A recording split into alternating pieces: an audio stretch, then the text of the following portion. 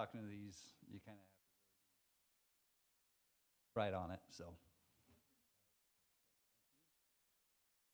hey, we will get the November 14th already. Wow. November 14th, DRC started at 10 o'clock a.m. So, with that, the first item on the agenda is the review of the Gray Cliffs Plat A final plat.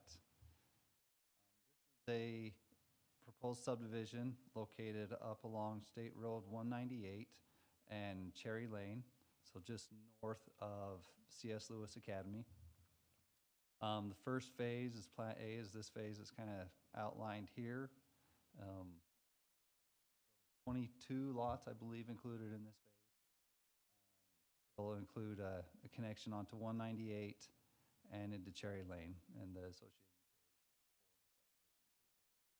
So it is as a background, there is a development agreement associated with this development that includes improvements to the some open space that's located directly north of the existing East Side Park, and a trail connection going to the east that will connect to a future open space located further up on the hill. So with that, we'll proceed to go around the DRC to see if there's any comments or concerns that DRC panel has, and so we'll start with Randy Spatafor with building.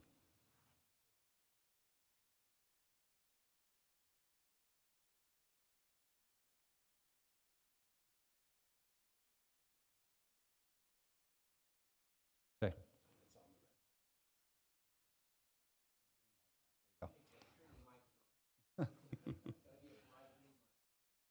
Essentially, there's some modifications to the addressing on the proposed plat. So, okay. Anything else, Randy? Nope, that's it. Okay. Jason Calloway, Public Works. Yeah, I think if we go to the utility page,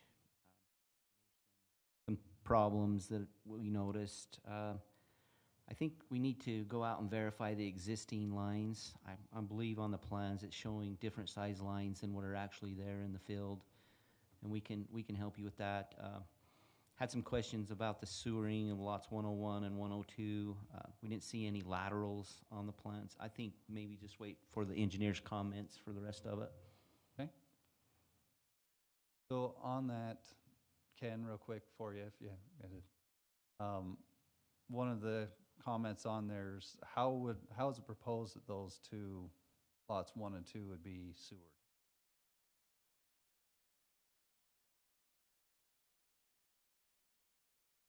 We've got this. So is the intention to put that long lateral out through the public right of way and onto private?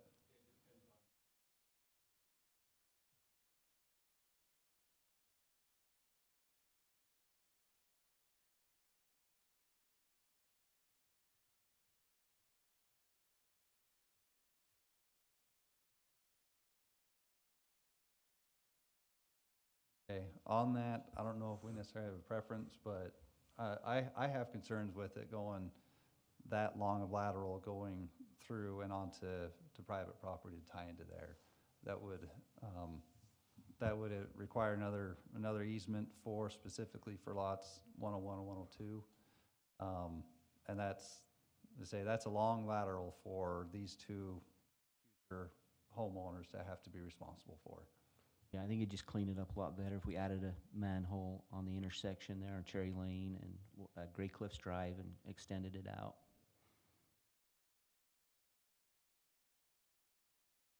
So the other option would be to go to manhole number 1, right? If we just stayed out of Cherry Lane, I mean, we're going to be in there for all the water lines and connections and everything anyway, but you could go to manhole number 1, which is just off of lot 103.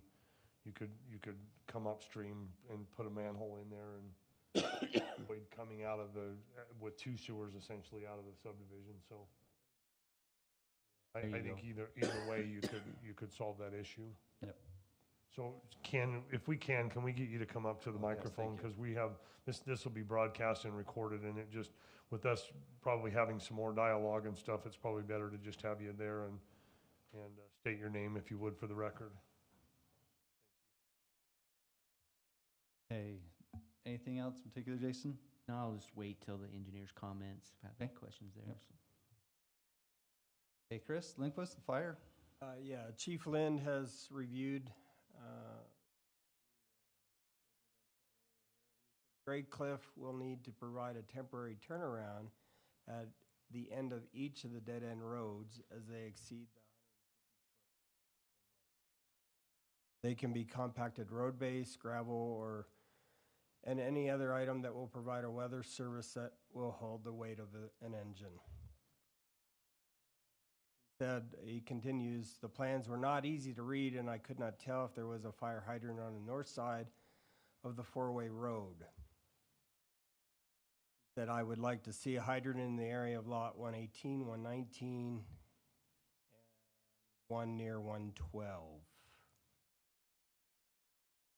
So there's one located right here on 112.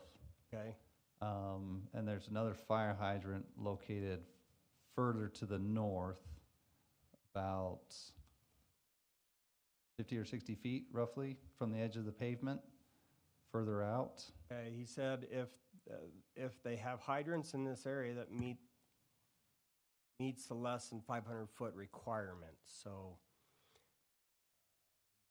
good. But if they exceed that, then they'll have to move it or place one. Okay. Do a temporary turnaround on the end of that street. That one fire hydrant's extended will be in the turnaround. Yeah, what radius do you need the turnaround to be? Is it a 95 I'm not sure. radius on there? I'm Okay. not. Yeah. We'll need to verify that. And Is that hydrant out there just because of the storm drain, or can they move it back in? Oh. Okay.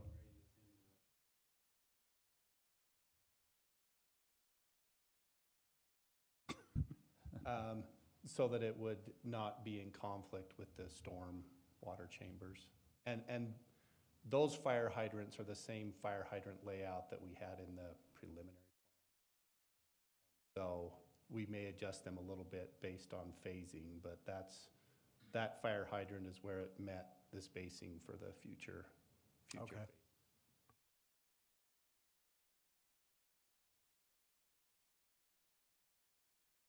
have anything else? No, that's it. Comments? Okay.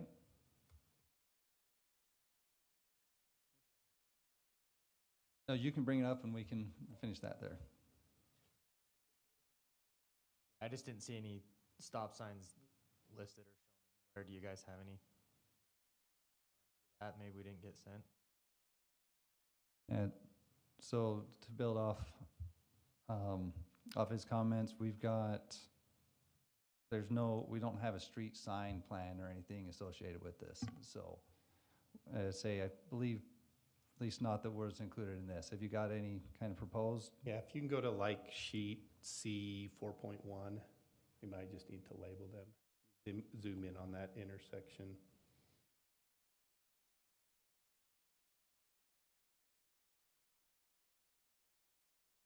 On the intersection with Gray Cliffs, and so we do show That's what that symbol's indicating? that's a stop sign, street sign combination. Yeah, those will need to be labeled for us on Yep, there. we can So- do that.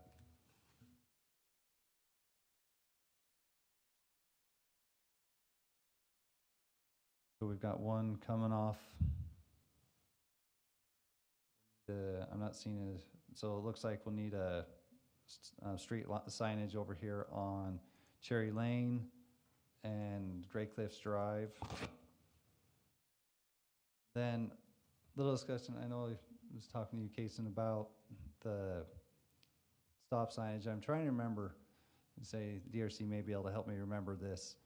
If we discussed a four-way stop sign here, or if we discussed a two-way stop just and allowed through traffic to flow through Gray Cliffs Drive. There's kind of two kind of train of thoughts on those. Because for sure we need to have the east-west stop sign just because of the steepness of that road as you're going to the west. But I'm trying to remember if we had the discussions about having a four-way stop at this intersection. We talked just briefly this morning about maybe just east-west traffic, but there's something in the back of my mind recalling that we anticipate this being a four-way. Am I just misremembering? Does anyone remember? Let's go back to our comments and we'll Yep. clarify that, John. Let's go back to So I our think previous red lines. from the preliminary plan, it's shown as a four-way. Yes. That will be, at least subdivision-wise, that's a major intersection. Yeah, it is. Is there a stop sign where it ties back into Highway 198 too?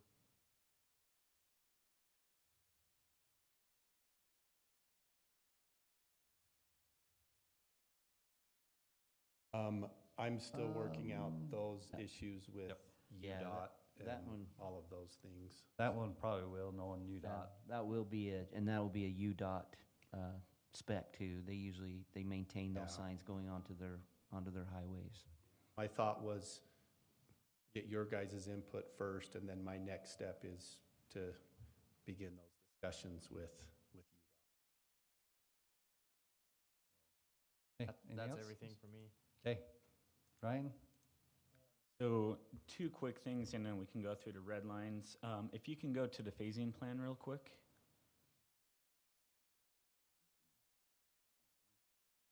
So phase A, you can see that the part of the phase is the commercial plan, commercial parcel, but the plat is not showing that commercial parcel. It's labeled as a future phase. So to meet what your phasing plan says, that was approved at preliminary, we need that commercial lot platted with this phase. So we just need to show that on the plat. The other thing, can you just go to the landscape, the next one? Yeah. Oh. Yeah, or the other option is you can amend the phasing plan. It would be a minor change to the preliminary plan, so it'd just go to the DRC if you wanted to change that.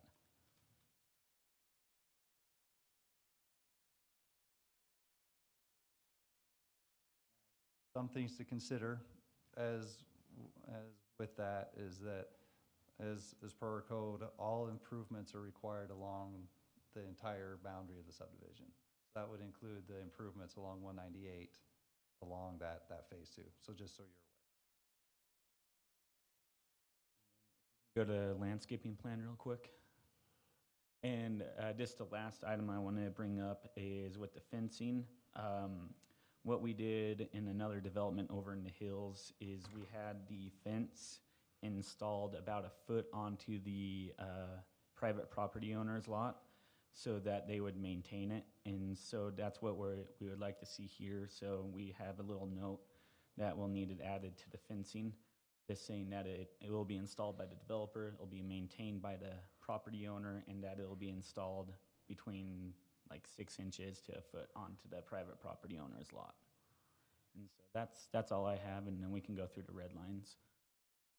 So for clarity on that, the fence is planned all the way around the park, including the existing area of the park where they abut lots, right? Where the lots will abut the city park, either existing or new. That is a 6-foot privacy fence that's planned there, right? And would be all basically during the phase construction. You're not gonna wait and do that per home, right? You're gonna do that as part of the, okay, all right.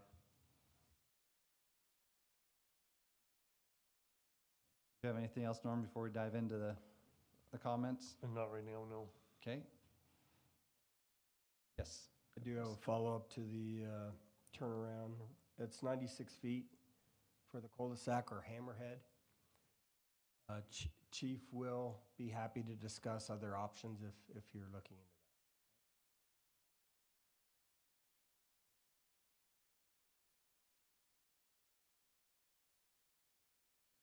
Thank you. We'll clean those up a little bit. Anything else? We'll dive on in. So, kind of start here on the left. And Ken, just so you know, we'll be sending these comments to you, so that way you'll have them. Couple of things that we'll just need to have included on the plat, some notes. One, this is a note we include on all subdivision plats within Santaquin, basically indicating we're an agricultural community. And there's things that we'll need, that are taken into consideration with that. Adding some notes regarding access for the lot 114, that the access to this lot would be off of High Bluff Street, not off of Gray Cliffs Drive. This subdivision is located within the Hillside Overlay Zone, so there's requirements associated with that with homes being built there. And then this subdivision is located within wildland interface area. I've already discussed that note, which includes the commercial area. There's still some closure comments pending because we're missing a couple call-outs through some of the subdivisions. So once we get updated plats, and we can review and finish up those. Also on lot 122, with the addressing, we decided not to have it accessible onto Bluff Street. Not that so much as our north-south Yep, section. So. gotcha. Is it too late to change the name of that street from High Bluff Street to, we already have a Bluff Street in town? This is the high one? Okay. I don't know. This is actually the low one, but it's called high. Yeah. Yeah. Okay.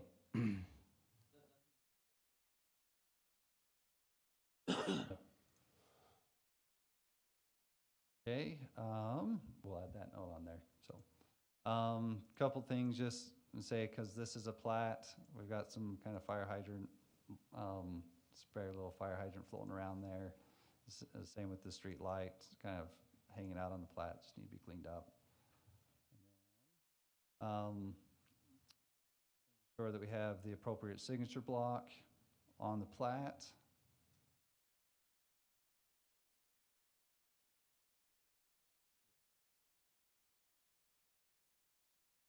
Okay, and then there's kind of to help with the county recorder's office. We found that if we remove these kind of side lines off the plat sheet, they're able to record it and don't give too much of a fuss with having that space there. Couple other notes.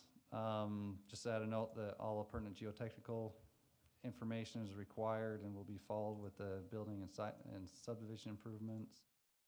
You've given us a table for the preliminary plan, but we will need an individual table for zoning class, number of lots, etc., for this particular phase.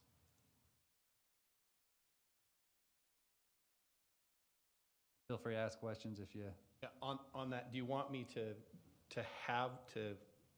still have the preliminary plan overall notes, or just do it for the final? Well, as they apply, As you'll they, want to leave them on there. Yeah, Okay. so I mean, some of them, like HOA parcels or anything like that, because within this plat itself, there's not any of that. But there's street dedication, there's commercial lots, those type of things will be. Okay. Yeah, density, like the density tabulation here for each phase on there, that's not necessarily needed for the.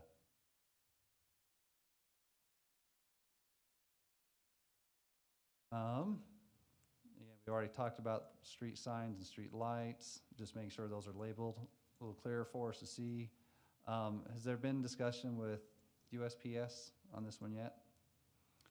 Just make sure that'll be something that will kind of be a comment that's rolling through, and as part of the finalization process is making sure we have something from them saying they've reviewed it. So Mostly that's for the location of their boxes where their MXUs or MBUs are going to be placed. With this sheet here, we didn't know for sure if it was included as, I know it's kind of labeled as a layout, but there's a lot of call outs on here that would indicate that it would be more of a plat.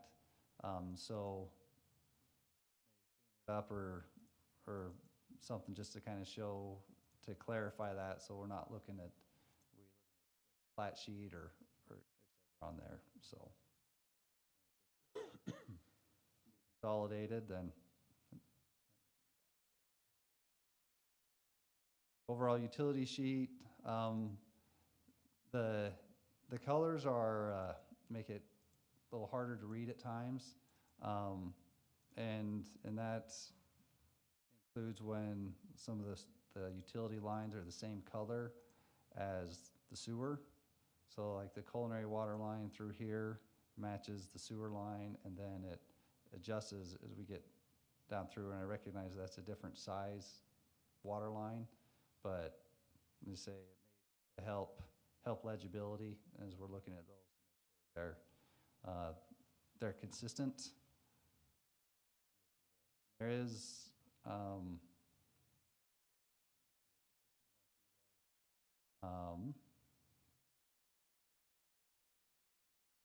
and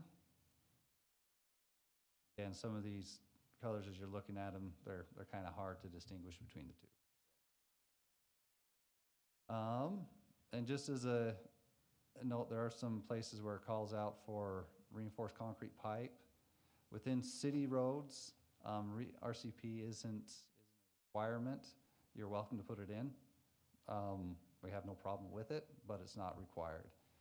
UDOT's is another animal, though. I believe they do require RCP in their right-of-ways when it comes to storm drain.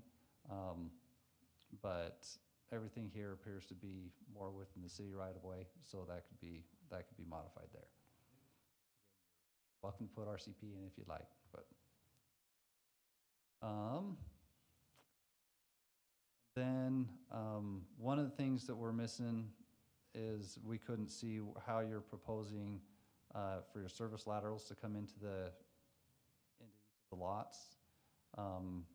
We weren't able to find a detail, or it didn't seem clear on the plan profile sheets where those were being provided into each lot. We'll have to make sure that's included on there. You guys have a standard placement, correct? We do, huh? Yes. I'll update it to show them Okay. that way. Yeah, sewers in 10-foot offset downhill from the center line of the lot, and the PI and culinary are 5 and 7 foot respectively off the uphill property line.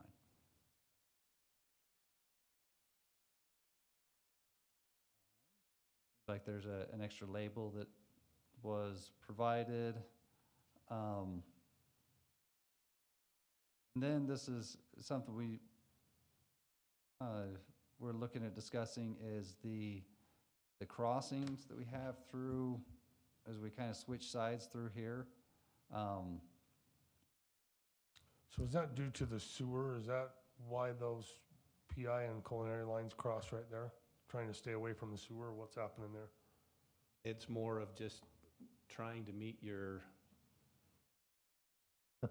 standards of Which utilities side of are the on road? which Which side side of we the go. street. And Right. since this whole subdivision's a 45, it's open to discussion probably. Yes. We would prefer to leave them on the same side of the street and not have those crossings there, even though that may not technically meet our placement on those. It causes more fittings and problems and other things down the road.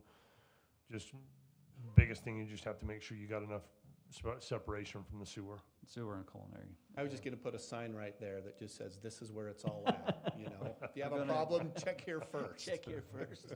We're going Oh, to it'll show itself. Yeah. do a concrete on top of it as we go and trace it out, say PI line as we go through there, so. But yeah, we can adjust those as we roll down through to make that a little easier, and that way Public Works isn't wanting us 10 years or so. Okay, all on that sheet. Grading plans. In regards to the storm drain, there's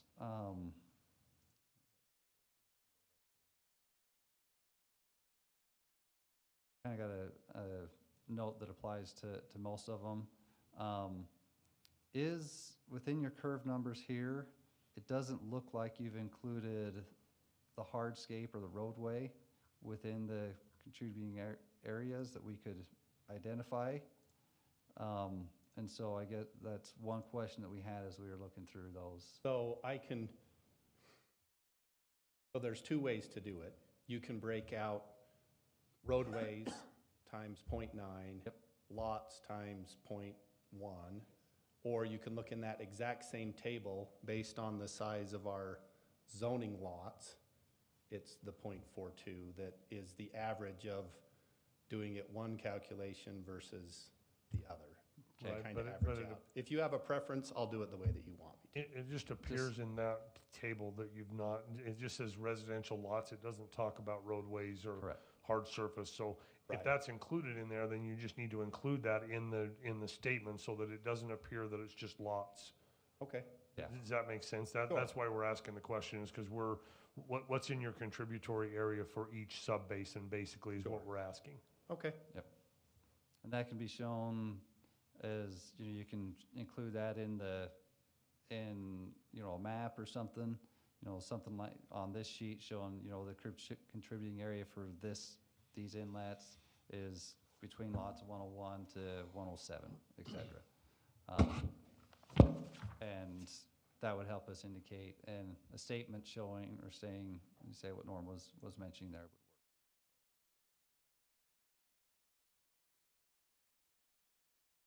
work. So John, another Yes. note on that is that those underground infiltration basins have to be a minimum of 5 feet back a curb. So they're gonna have to be moved back. They can go under the sidewalk, they can go in other Yes. areas, but they can't be adjacent to the curb. Correct. Does that make sense, Ken? Mm-hmm. One thing to keep in mind with all of those, it's not necessarily an issue with particularly this one that's located along Gray Cliffs that backs onto the commercial, but anything that's along a residential, we'll need to make sure that there's appropriate traffic loading and reinforcement on the top of those, because we have had instances where there's been failure of the backfill around those to where they've settled driveways, settled landscape strip, sidewalk.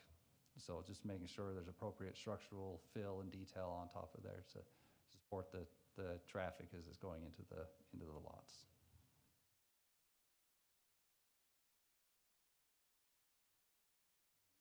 Comments kind of applied to the remaining storm drainage sheets. Just a quick note, appears that the flow line drops about 400 feet there. The drop manhole. That is a drop manhole. That would handle quite a bit through there, so.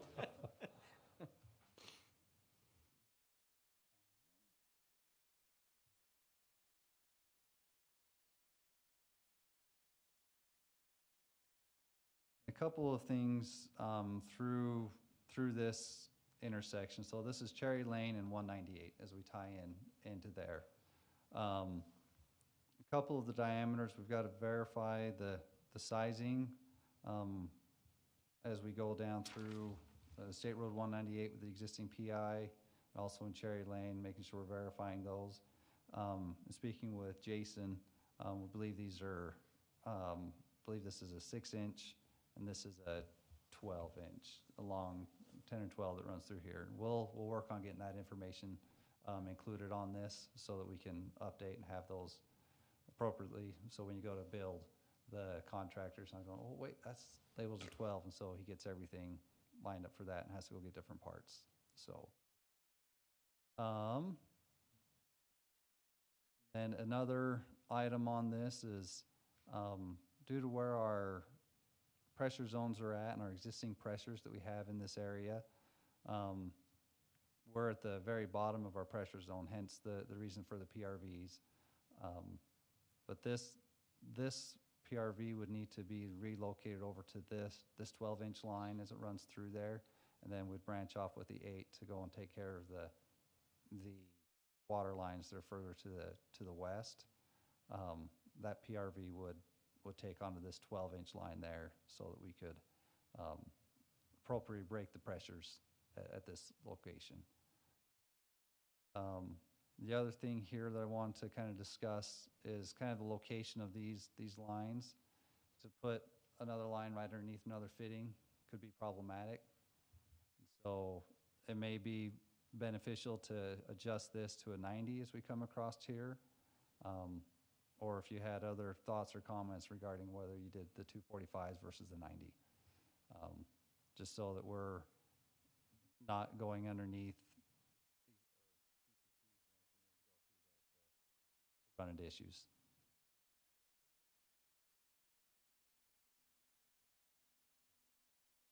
Kind of on the pressure zone note, again, we do have a fire hydrant that's located in existing development across the street, roughly about the same elevation, give or take a few feet. On fire flows that were done this last year during the summer, July to August timeframe, we've got pressures down here that are, say, at upward of 130 psi. And so got at static pressure, and so we need to make sure that, and that's what we'd be seeing, where we anticipate seeing that pressure down in these locations. So as previously discussed, we'll need to relocate those higher up. But we also have to make sure we're having appropriate water line looping between the two. So trying to determine the best way to do that as part of it. The preliminary plans kind of show it snaking through here, through lot 1, or sorry, commercial lot A, as it works down through here. That could limit what could be developed on there in the future. So, Oh, in your master plan, what are your pressure zone ranges? 100 is about the maximum that we have. There are some areas of town that are some like existing deficiencies, for lack of a better term, that we are a little higher than 100, but we usually try to stay within that 100 PSI as a maximum on Okay. there. And we break it down to about 75, 60 to By 75.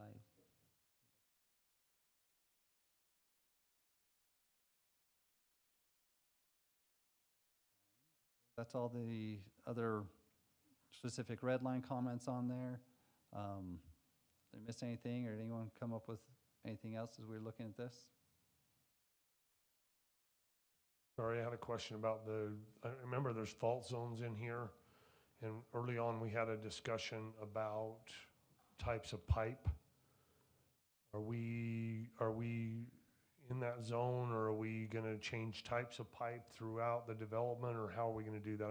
I think we landed on ductile iron pipe with the flexible fittings. Is that correct? Is where we ended up at? But so I guess the question is, overall, are we going to do that throughout the development, or just where there's potential issues with the fault zone? Especially for the water lines, I'm thinking culinary line is the biggest concern that we have as far as being able to fight fires and stuff. If we have a disaster of some sort, we will still want to make sure that we can still fight fires. If I remember right, I think we discussed doing it over the identified fault lines. Is that? Yep. So correct, and I brought this is from the preliminary that was done last year. This hatched area was the fault zone identified for the geotechnical analysis of the subdivision. So within phase A, which is essentially this little block down here, is everything inside Plat A does not have the identified fault zone. And so our normal construction standards would be in place for phase A. But then once they get into phase B, then those special considerations or the modified construction standards would be in place. So in that road that's there in front of lots 108 through 112 and 227, that will have just C900? Is that the plan, is to just have C900 or C905, and then right at that end of that 227 or whatever it is, that would transition to ductile? I guess the reason I'm asking is, does it make more sense to do ductile just coming down from the intersection there at High Bluff and Gray Cliffs Drive, and then just do ductile around? I I'm just asking the question because I don't want to have right at the quote fault break or whatever, we have that transition from PVC to ductile where it could be also a weak point. Yeah, so I mean, the intent that we worked out before was, so like on this plat, when we go to build phase B, the plan for those faults were to have an inline valve close to, on both sides of that fault corridor. Right. And a different pipe type. So are we planning on putting the valve right at the line? Probably not. In this case, You're a lot over. it would almost be a construction valve from Right. plat A to plat B.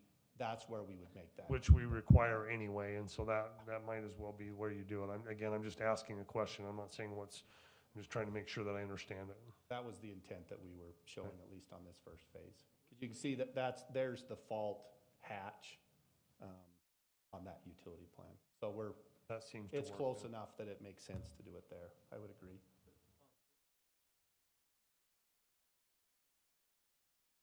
Yeah, I wasn't talking about putting ductile on that. I was talking about High Bluff Street. If the southeast bound pipe made more sense, but the way that you've described it with a construction valve right there should be fine. Especially where you're another lot off of that, you're probably 100 feet or better from the hatched area, right? So that's fine.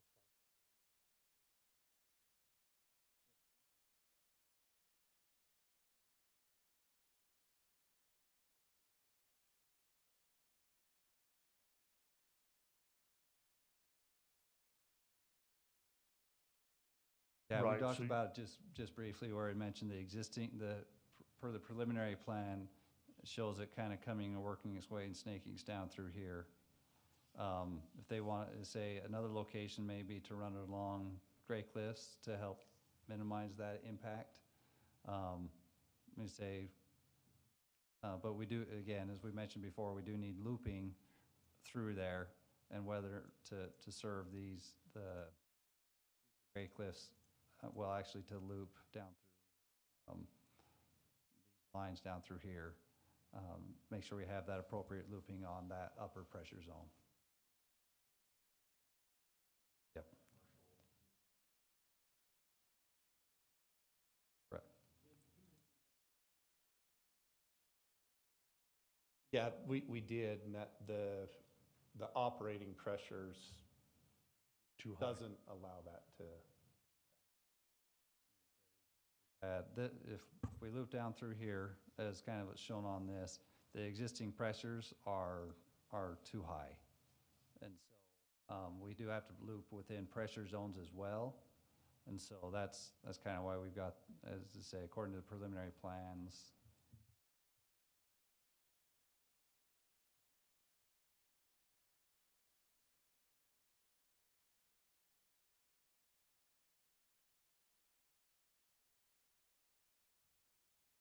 I think Jason's mostly pointing that out just because it's, as you start cutting that up and putting water lines and sewer lines and stuff in there, it just starts to limit what you can do Correct. with that parcel, and that's really what he's looking at.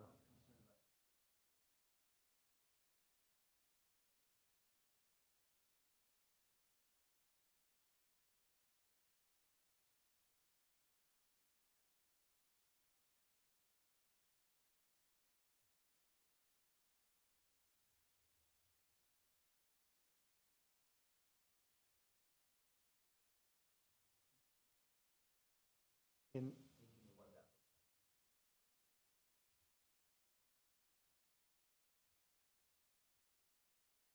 okay, I'll get creative. Okay. Anything else? Any other comments, thoughts? Okay. Seeing that, look for a motion. This is a final application, so DRC is the last reviewing body of this prior to it going to construction. So, John, I think there's enough there that we probably ought to table this, so I'd make a motion to table. Have him bring it back. okay. Got a motion to table. Is there a second? Second. All of us. Who wants it? The second by Jason Calloway. Any discussion on that motion? Seeing none, we'll go to vote. All in favor of tabling, please say aye. Aye. Any opposed?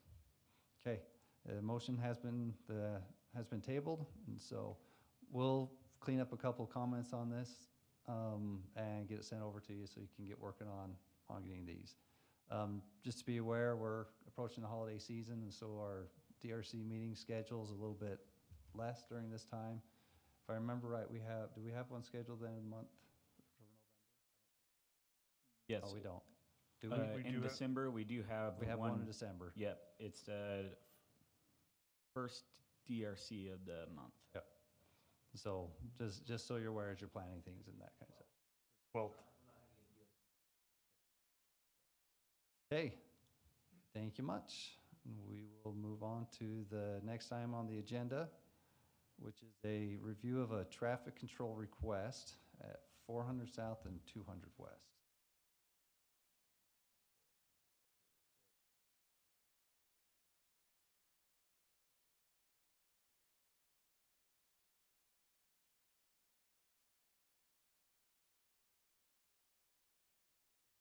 So the proposed traffic control request is to put stop signs at the intersection of 400 South and 200 West. There's been discussion and residents of here have indicated that the traffic is coming off of the Mona Road or the frontage road is coming up from past the Red Barn, and as they work their way down into the core area of town, that there's a lot of vehicles speeding down through here. And so they're requesting a stop sign at this location. Four-way stop? It could be a four-way stop, could be a two-way stop. It's kind of one of the, if I remember right, the actual application is a four-way though, if I remember right. Yeah, the cross street, 400 South itself does have stop control east and west. Correct. Right now. So the request again is to put the two new north-south stop signs. So a couple of things on this. We had a similar traffic control request further north about a year and a half or so ago. So last April, the police department has a trailer that they can put up to help record speeds and help indicate to drivers what their speed is. And so that was done last April. I don't know if you did that, Jason, or not, but I think that was last April.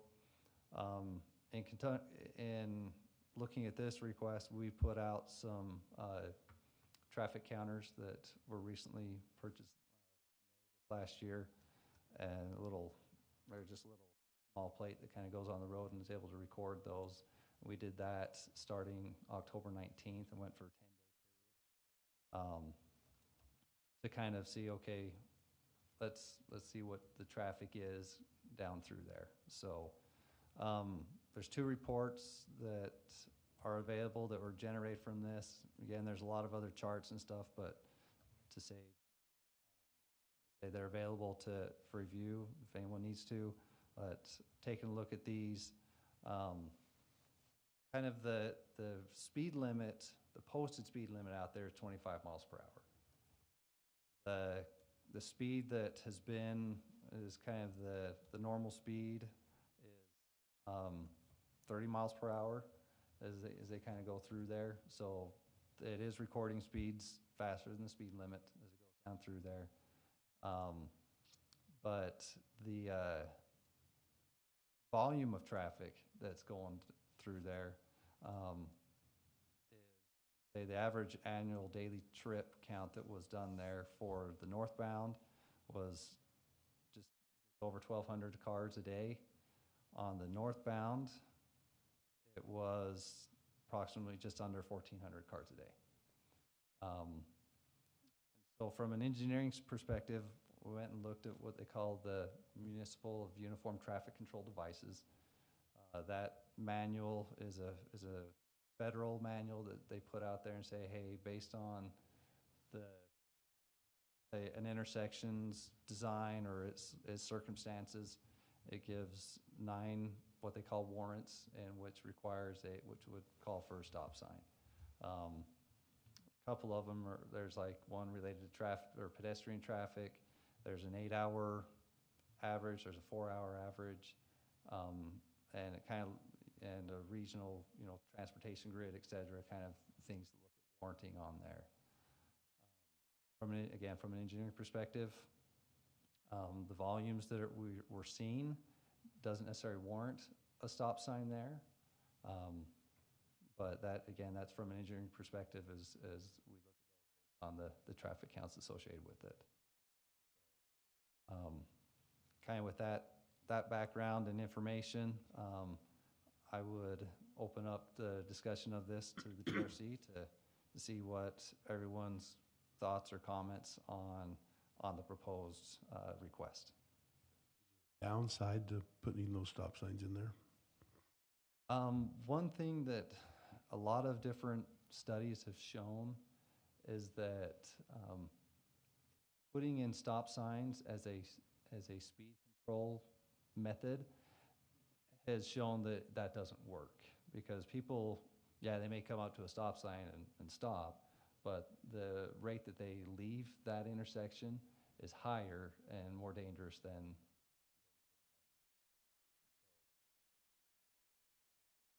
Yes. So another issue that we've been having is this is also the direct area where we've had complaints about noise from trucks, heavy trucks. So by putting another stop sign in there, you're going to have more stopping and starting with those heavy trucks. That's going to potentially cause other issues by putting them in. So there's, maybe not a great answer or a great solution to it, but you put something in and cause other issues. And Casey, you may be able to speak to this. Do we have an engine brake restriction in Santaquin you're aware of? I don't know off the top of my head. Okay. The answer is no. Okay. I have looked into this, and there's, because of this area and a couple of other areas in town, we're looking at the possibility of putting an ordinance in. There was an ordinance that was put in 2012. It was repealed in 2015. And so we're looking at that once again, just because of the requests that have been made. So this could be counter to putting four-way stop here could be counter to the concern that there is with the engine brakes there. There's thoughts, comments, questions? Like you said, this is the second go-around of some type of a traffic study that we've done right now. The other one, Casey, if you help me remember, was it in the same location or was it further to the north? Same, okay. Along that road, we've done more than two. I think we've done Actual requests in the last 2 years. Yes. There, so. All right, go ahead, Jason. So apparently, I think the people that live along that street are seeing an issue with speeding and truck traffic. I don't necessarily think that the stop sign is the best option. I think there's some other things that we could look at. I think we discussed, maybe putting a bigger speed limit sign, flashing speed limit sign, coming into town there by Mayor Scoville's house. Where we have the smaller one now. Have an existing one right about here. Again, this is a flashing speed limit sign, so if you go over 25, it's flashing at you. And so. I even think, with striping, we could maybe narrow, create a more or less an illusion that the road is narrower. And if the road's narrower, folks will slow down. We put a white line on each side, bring it in 4 inches off the edge. All of a sudden, and you put 2 yellow lines down the middle, you've shortened that road up by, 2.5, 3 feet, right? Just by putting those striped lines down there. Even, I know my street supervisor would kill me, but you could put some rumble strips, coming in to just kind of get people's attention, saying, hey, something's going on here. Let's slow down. But, having a stop sign right there on that corner with that turn there, I think it would cause more of a problem. I think, like you mentioned, with the truck traffic, it would be louder, the start and stops. Those big trucks, they wind up and they you hit your brakes, they all squeak. You back up all the way on some of those days when the freeway is backed up. People use this road, and if you have a stop sign there, then all of a sudden you're gonna back up traffic to where folks can't get out of their driveways. I don't know, I just think that there's some different options to look at. I'd like to try the striping. See how that would go. Jason, I would concur with Yes. you, and maybe there's an additional sign that could go there, leave the one that's down farther to the south, and then an additional sign close to this intersection that maybe in both directions, one in each direction, that would show the speed at that intersection, that maybe, or a half a block north or a half a block south. Something of that nature might be beneficial as well. Yeah, I think that would work. Chris? Chief, again, his words, I'm not opposed to the stop sign, but I do have concerns about truck noise, weight of the vehicle stopping and going. This request is also right on a bend, and I have concerns about vehicles like snow plows and the 18-wheelers that are traveling this road. He said, if there's a concern with speed, maybe step up enforcement, but we've decided that that's probably not the best avenue to pursue. But he said, we have denied other requests for stop signs for speed control. Thanks. Do you have anything to add? I just kind of agree with what Brian, did you have anything? No, I agree with everything that's been said, and I like the different approaches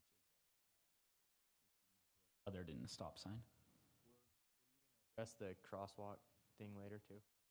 So there's an existing there's an existing crosswalk located on 200 South. And that's specifically to get kids, first south and 200 South to get kids moving over to. As far as the school safe route, the designated safe route, they're supposed to walk north down 200 west until they reach 100 south and then go west. And then go across. Gotcha. So is there other concerns for crosswalks, or are you just pointing that out, that's the safe route, That's according the to the safe school? route. I just saw in the application that he was wanting a crosswalk at that intersection too, right? At 400? Okay. Oh.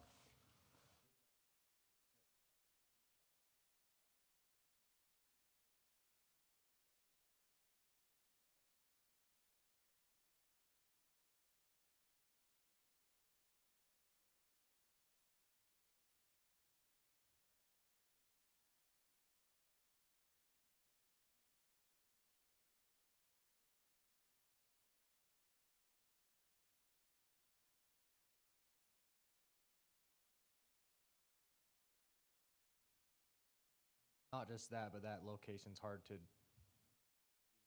control right on that curve. Just with the way the radars are set up in the vehicles, there's not really a good.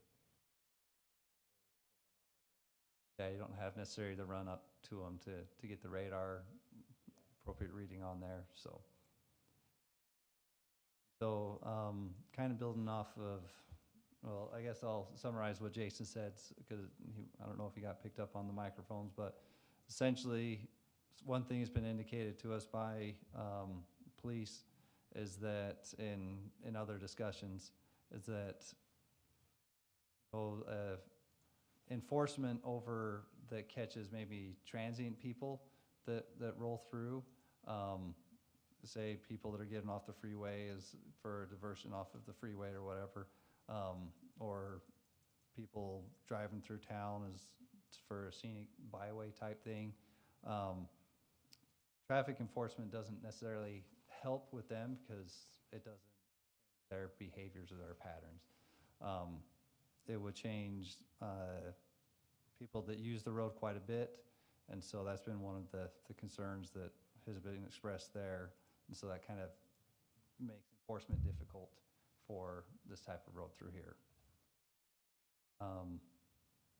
So to kind of build on that with their, and kind of building off Jason's comments, my recommendation would be that we do put striping on 200 West, basically from, there's essentially a kind of a construction line that was done when we did some road preservation work on 200 West a year or so ago, and put striping through there, essentially two edge lines, two white lines on the outside edges of the road, and then a center traffic lane to kind of help doing that. And the reason for that is because a lot of times an open road is strain that road a little bit to make it narrower, people are less likely to speed. Just because there's that self-preservation kind of that clicks in, you get a little nervous driving down narrower streets. So giving that illusion or that looking that's a narrower road and narrow drive lanes, I think would be something that would be beneficial to employ in this area from that construction phase line that I mentioned before, up to Main Street to kind of help with that. That would be my recommendation or my thought. Well, and if we do the striping and then once it's there in place for a little while, we could go back and do another traffic study and see if that's working. Now we have some data to go off of, and if we see that it's not working, then we maybe try another different idea till we can, I think there's some things we can do to get folks to slow down on this road and help those people that live along there, with their children and getting in and out to school and out of their driveways, that they'll lessen some worry for them. Any other thoughts or comments?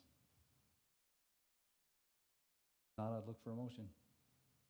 I'll make a motion that we stripe 200 West from approximately, I want to say roughly, I don't know this address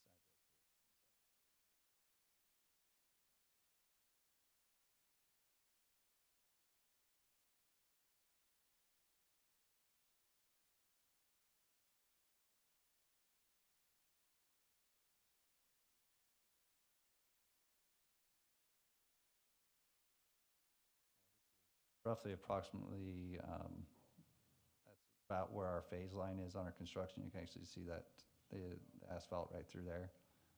So that's,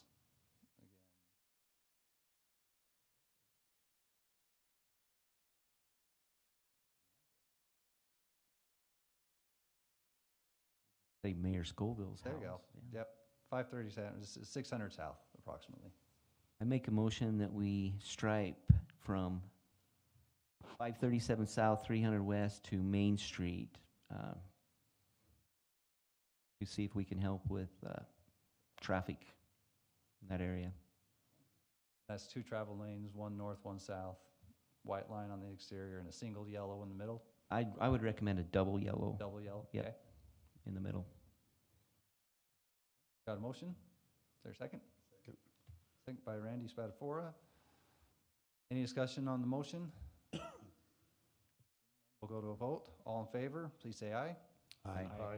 Any opposed? Okay, coordinate with streets and get that done, so. Okay, the last item on the agenda is the approval of the October 24th meeting minutes. If there is any discussion. So moved. Move to approve those. Is there a second? Second. By Randy. Any discussion? Seeing none, all in favor of approval, please say aye. Aye. Any opposed? Okay, that passes. Minutes are approved. If there's not anything else that DRC has to discuss, I'd look for a motion to adjourn. We are adjourned at 10:59 a.m.